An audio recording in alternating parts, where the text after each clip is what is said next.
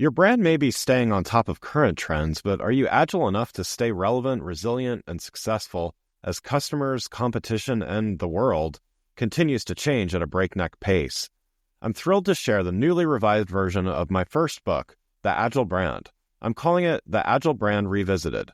It's been updated to reflect our continually changing world, and it provides 7 principles that form the backbone of an agile brand, offering detailed insights and actionable steps for incorporating them into your business strategy. This is the book that started it all, and I'm excited to share it with you. It's now available in print and digital formats and available everywhere. Learn more by going to the Agile Brand Guide website at www.agilebrandguide.com. Welcome to Season 4 of The Agile Brand with Greg Kihlstrom, where we discuss business agility through customer experience, employee experience, and digital transformation. I'm your host, Greg Kihlstrom. The Agile World podcast is brought to you by TEKsystems, an industry leader in full-stack technology services, talent services, and real-world application. For more information, go to teksystems.com. To read more about the topics discussed on this show, you can go to my website at gregkihlstrom.com and read my latest articles or get a copy of my latest book, Meaningful Measurement of the Customer Experience, now available on Amazon and other retailers. My name is Greg Kihlstrom, and I'm the host of the Agile Brand podcast. Today, we're going to talk about how enterprise leaders can achieve sustainable, strategic growth and how to avoid pitfalls along the way. To help me discuss this topic, I'd like to welcome Stuart Leo, CEO of Waymaker.io. Stuart, welcome to the show. Greg, it's a pleasure to be with you. Thank you for having me. Yeah, absolutely. Looking forward to talking about this with you. Why don't we get started by give a little background on yourself as well as what led you to found Waymaker.io? Waymaker.io is an intelligent business management platform. What does that really mean? It's a platform that can act as a strategic command center for your business. Okay, do we need another one of those? What is that? Well, at the end of the day, we've found that most people don't have a single source of truth on strategic insights, growth opportunities, plans, and goals. They've been living in PowerPoint decks or Trello boards or one-page plans, and organizations have lacked a language and a skill and a system around their strategic decision-making. And we came across, and so before I get into sort of how and why, that's what Waymaker is. It's a place where we do in a few minutes in real time what a traditional management consultant would do to diagnose a business over 3 or 4 weeks, and we do that in 5 to 15 minutes. We surface growth gaps and opportunities, and we allow teams and leaders to translate those into strategic plans and goals across their team. Great. Well, yeah, let's get started here by talking about business strategy and what some of the common pitfalls are for those leaders that are trying to achieve strategic growth.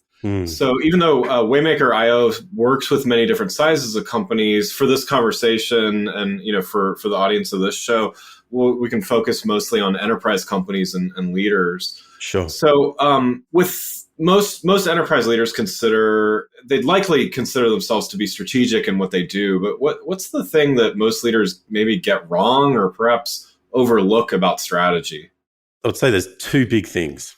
The first is recognizing that strategy is a position, a destination in the future, and that really all our actions are just geared towards getting there. And that position in market that you're seeking, that's really your strategy. Who are we? Why are we different? What value do we bring to our customer? And then everything else has to fold in behind that. We often think of strategy as a set of actions. And in fact, if you Google strategy, it's going to give you the boring definition of, a set of actions. But when it comes to business and marketing and strategy isn't that. Strategy is a position we want to hold in the market so that all our growth actions fall in context in and around that. And I'd say that's the first thing. The second thing that I think we get wrong in strategic thinking, and let me put on to the end of that, strategic execution, is that we almost always try and do too many things. And that focus is the lost art of strategy. And ultimately, organizations that can be clear in how they are going to grow their business and build a better business, and organizations that do only 1 or 2 things a quarter or half to improve that business, which sounds totally counterintuitive, they tend to be the ones that win over the long term.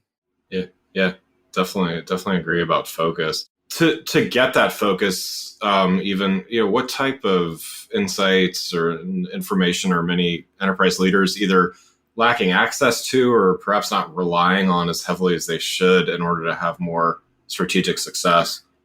I think the enterprise leader today is a big ship in a rapidly changing storm. I think Yeah, is a yeah, probably good way of putting that.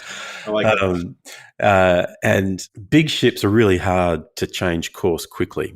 So, enterprise leaders have real challenges on their hands. It means that much of their work is reactive because it's not being proactive to drive forward movement. And so there has to be a mindset shift to go, how can we may be a big ship, but how can we think like a little ship, and how can we start to operate like a little ship? How can we find the changes in the marketplace and respond to them if appropriate? And I'm not suggesting you respond to everything, Right. but we are in a marketplace where things are moving quickly, and things can move very quickly in and around your organization. And traditionally, we haven't had a language around that for enterprise. And it's only really very recent in startup and emerging businesses that a language has emerged around that. And even then, it's really only on execution. So I think there's a huge gap that we've absolutely found and are pressing in on to give leaders a language around continuous improvement and agile thinking in their strategic decision making, not just in their strategic execution. And I think that's two big points, or a big point I want to make, two big areas of focus here. One, how do we continuously improve the insights coming in that we've got to make decisions off? And two, how do we stay focused on the 1, 2, or 3 things that we need to deliver? So that language we've had traditionally has been tied up in lots of traditional frameworks and tools like balanced scorecard and others. And in reality, that something like a balanced scorecard, and I'll go out on a limb here, is not that practical when you're a big ship in a rapidly changing storm. You actually need to create some unbalance quickly in different areas in order to respond. And how we did that is something we learned out of the military, which happy to talk to if you want to go there.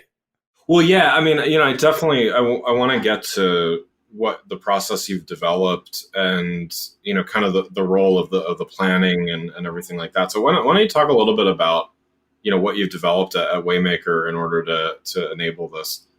One of the key insights we learned actually came out of the British military when they were trying to transition their operational forces in the theatre of war from very traditional, structured environments into this new world that was very agile and dynamic. And this perhaps is only ever more present today in the world we live in.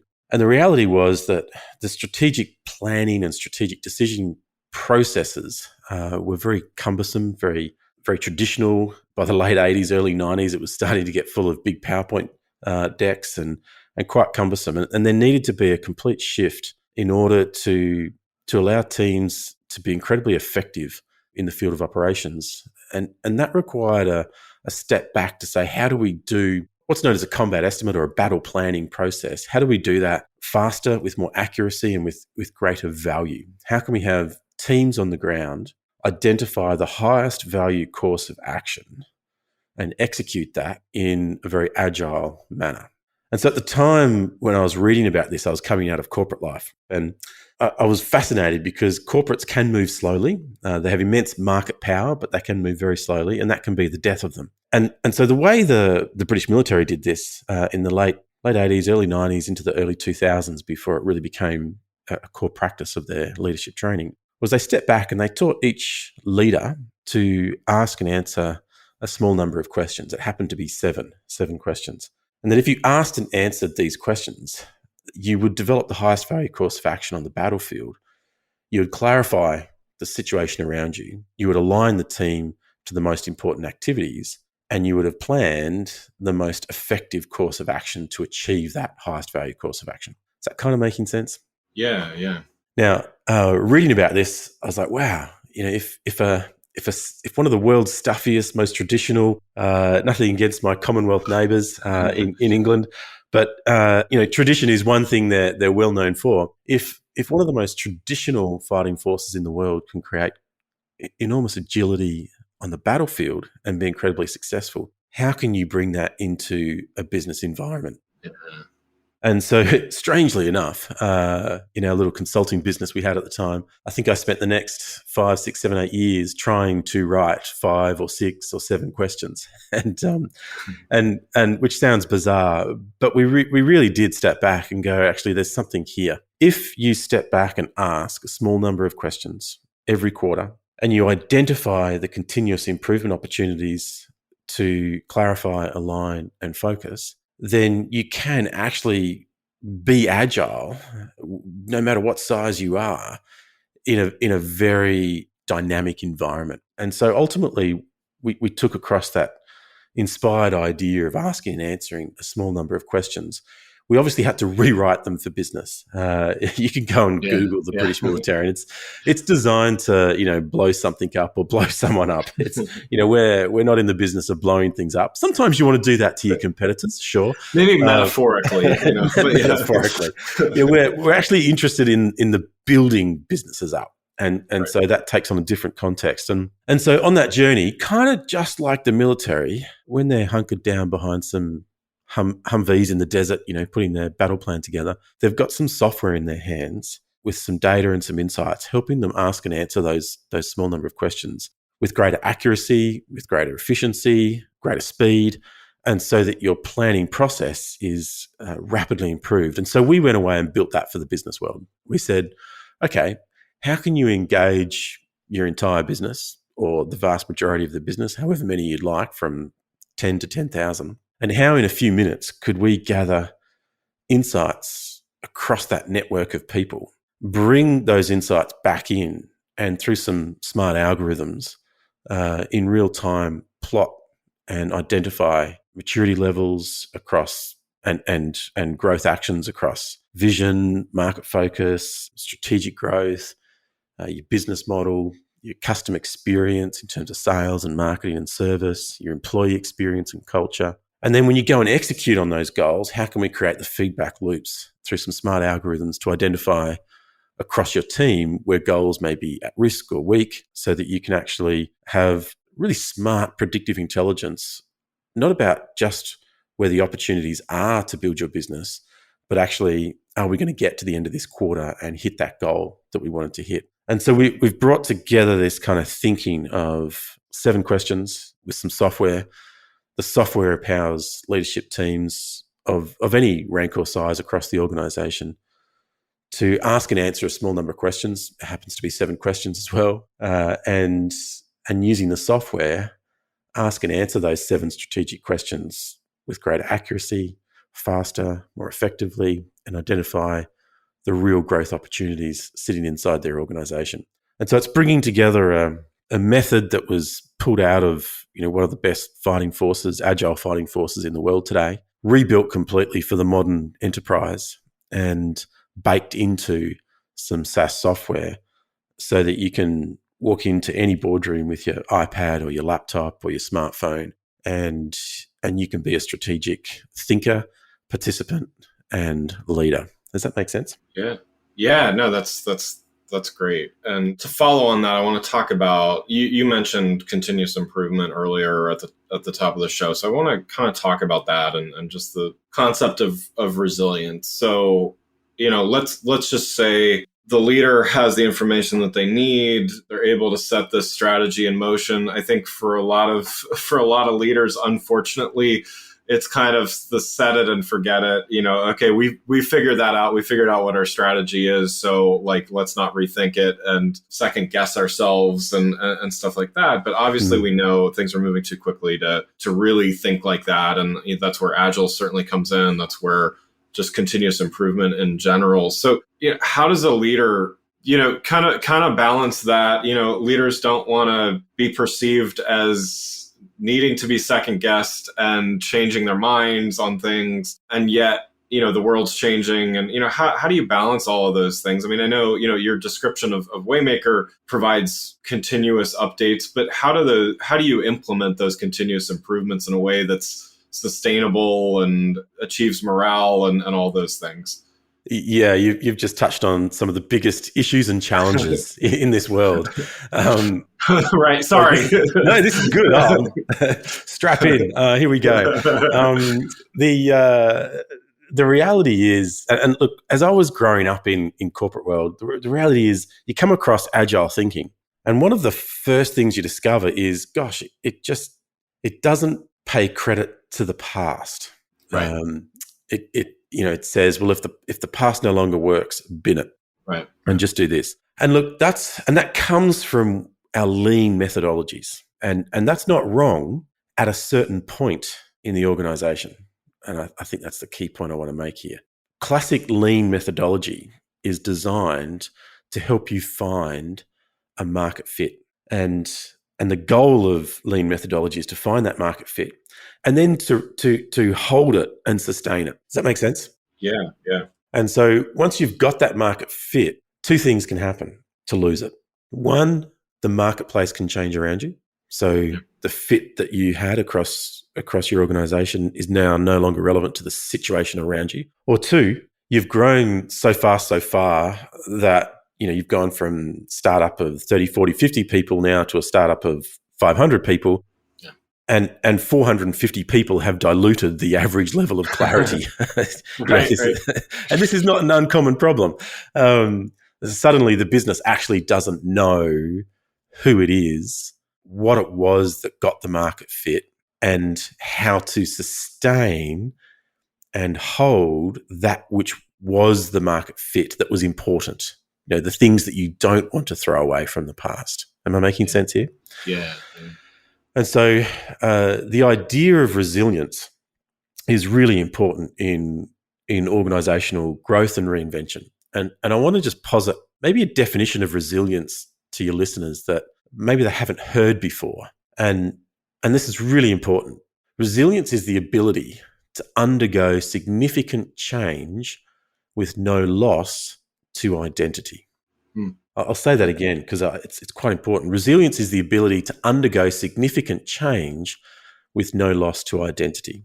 And I think as organizational brand leaders and people responsible for the who we are conversation inside organizations, we can't fall into the trap of killing the core identity for that which made the organization great. Now, there may come a time when that possibly needs to happen, but I'd almost argue that if that's happening, it's kind of like a full clean canvas moment. Right. It's a Kodak moment, if I could put it like that. Right. And if you're managing your organization well in an agile, dynamic state, you're maturing your identity. And I want you to think about identity in a human context. You're maturing the young teenager that's now a startup, growing into a young adult that's becoming a young enterprise, into a strong, strapping, 20, 30 something that's top of their game. Is this making sense? Yeah, absolutely. And so what we've got to do is we've got to have a framework or a set of thinking that helps us understand how we found market fit and the key to that market fit, and then how to retain the clarity of that market fit so that it can either be tweaked or adjusted as the marketplace changes around you, or it can be clarified and aligned as the organization grows within you. Making sense? Yeah. And so I'm a firm believer, and we've baked this into our model, that when we talk about a brand isn't a logo, a brand isn't colors and all those wonderful things, but rather we should think about brand as a set of thoughts and ideas held about an organization. And even better, a set of thoughts and ideas held about an organization that's clarified with purpose and vision and wrapped in some personality. And what do we have here? Well, this starts to sound like a character. It starts to sound like a human character. And for all the brand experts out there in the world, they'll be going, yeah, see, we told you so. And so when we think about that, an organization that has character, it makes a lot of sense. When we think about great organizations that have really clear characters, if I said, let's pick a global well-known brand, IKEA. If I say, tell me about IKEA, what comes to mind? Tell me about IKEA. Yeah, I mean, simplicity, straightforward, and friendly. Yep. And what do they do? If you go there, what do you get? I mean, you get furniture that's easy to use, and yeah. Yep. And does it come in any special way? I mean, it's do it yourself for the most part, right? Yeah. It's all flat packed. Yeah. And I'm kind of pressing on you. I don't know if you're an IKEA shopper or not. I apologize for throwing you under the bus there. I do have a Swedish background, so I should probably know more about IKEA than I do. But yeah. Okay. But IKEA in Australia is almost identical to IKEA in the US as it is in Europe and South Africa and Singapore. Yeah. The reality is that IKEA is one of those organizations that has a really strong, clear character. It's got an underlying common purpose.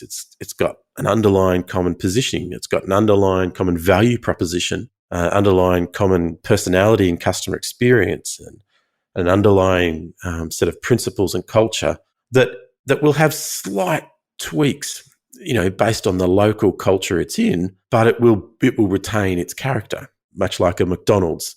Right.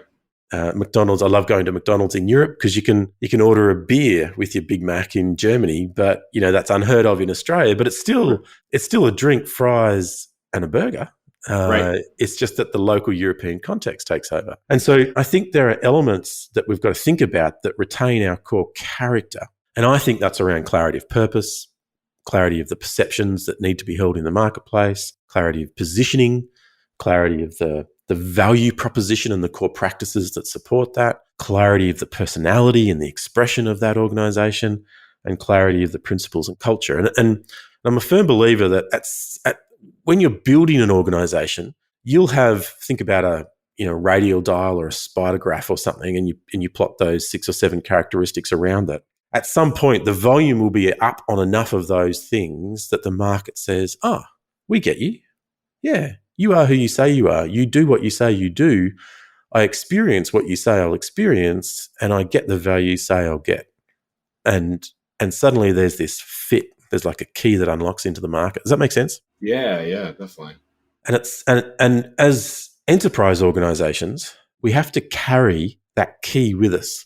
And I think character is the key that unlocks organizational growth. We have to learn how to be ambassadors of that character, if I can use that term, as employees. And we have to build that character up from, young teenager to mature 20-something to the ultimate wise 50, 60, 70-year-old, whatever. Pick your gender, pick your identity, pick your character that fits in your marketplace. And so I think as we think strategically, and this is a really long way of answering your question, but I hope it's been interesting. Yeah, no. When we think in an agile and dynamic way, we have to practice resilience. And resilience is the ability to undergo significant change with no loss to identity. We have to come through change with identity strengthened and matured, not damaged and broken down. Yeah. The reality is striking. While we can stream movies on demand and order anything to our doorstep within a click, healthcare interactions often feel needlessly complex. Healthcare marketers, this one's for you. In Shop, Stream, Heal, author Adeline Ashley shares actionable insights from industry leaders like Netflix, Amazon, and Delta, showing how healthcare can thoughtfully adapt their winning strategies. This isn't about technology for technology's sake. It's about making healthcare more accessible, intuitive, and human. Drawing from real-world successes and lessons learned, the book shows you how to create healthcare experiences that truly meet patient needs while preserving clinical excellence. Shop, Stream, Heal by Adeline Ashley features a foreword from Dave O'Flanagan, CEO of Sitecore. It's published by the Agile brand and now available in print and digital formats on Amazon. Go to shopstreamheal.com for more information. And so we have to give organizational leaders a key to understanding identity. Yeah. And so when we ask and answer our 7 questions and teach people to do that, without them ever realizing it, they're actually asking and answering, what is our purpose? What is our positioning? They're moving through those underlying elements of identity, kind of without knowing. and they're affirming and confirming and aligning and clarifying, this is who we are, this is what the market wants, this is the problem we solve, this is what we're doing. If there's a tweak or a change to that because the market's changed, that's okay. But we're not throwing away who we are just to make $1 today. Right. And when organizations practice that kind of agility, they become prostitutes to the dollar.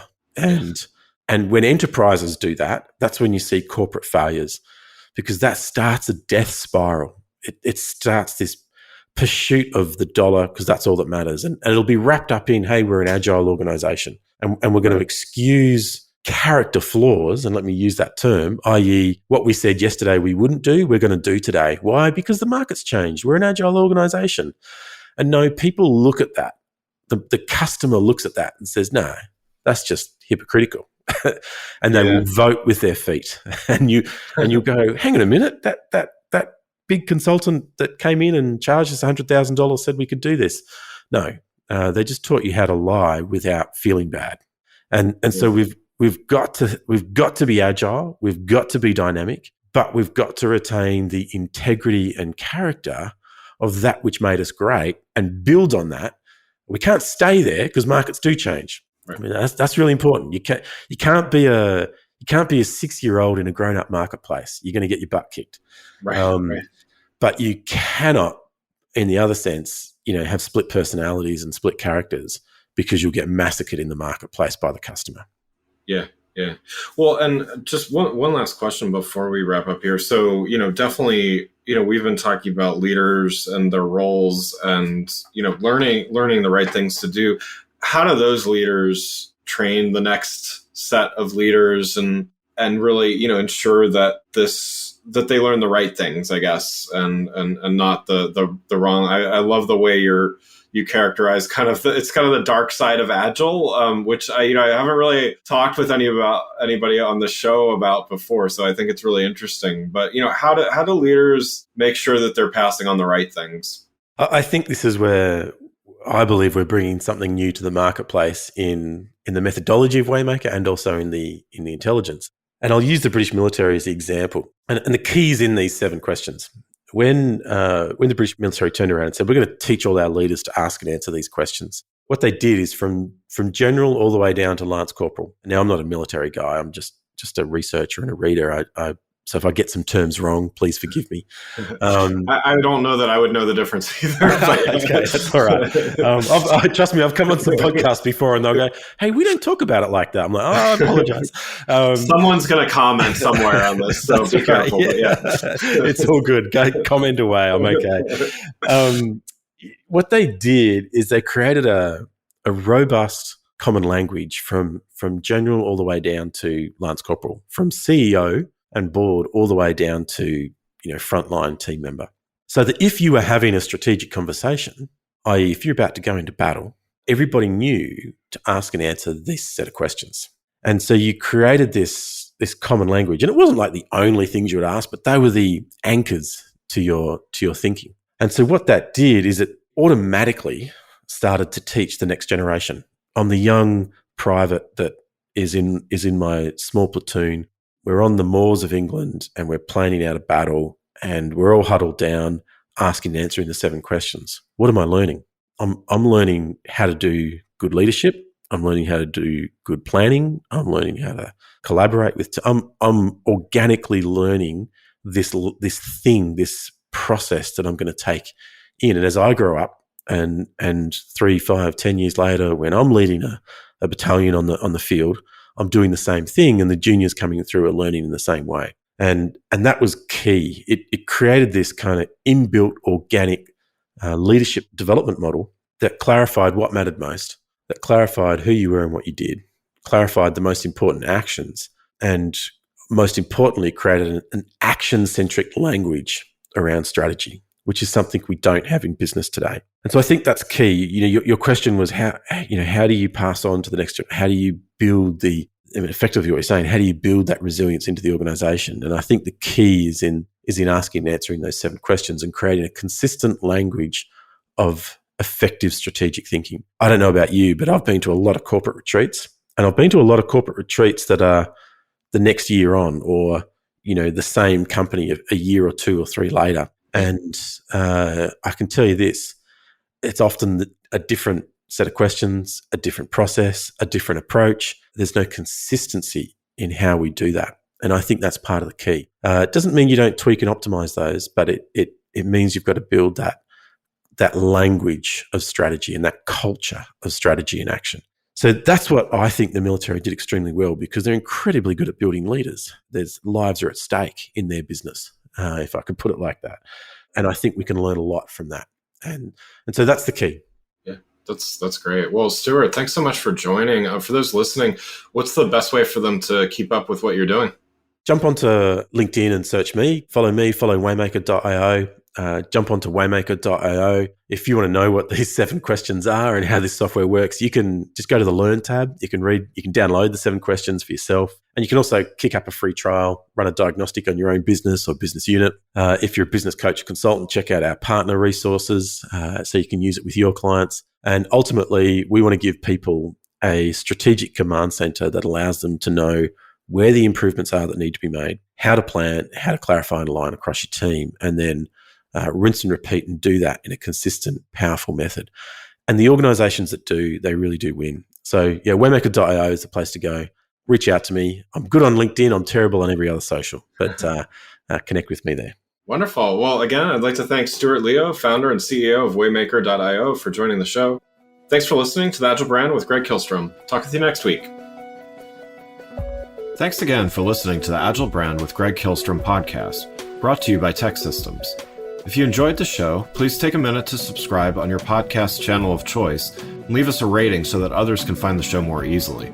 You can access more episodes of the show at www.theagilebrand.show. To get a copy of my latest book, Meaningful Measurement of the Customer Experience, visit my website at gregkihlstrom.com. Until next week, stay agile.